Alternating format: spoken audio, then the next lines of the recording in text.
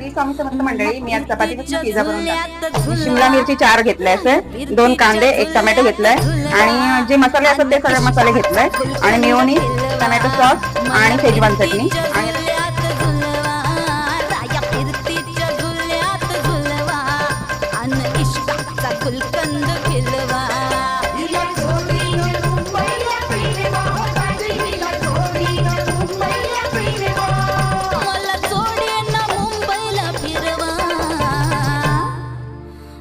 फिरतीच्या झुल्यात झुलवा,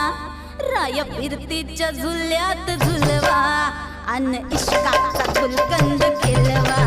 मला फिरती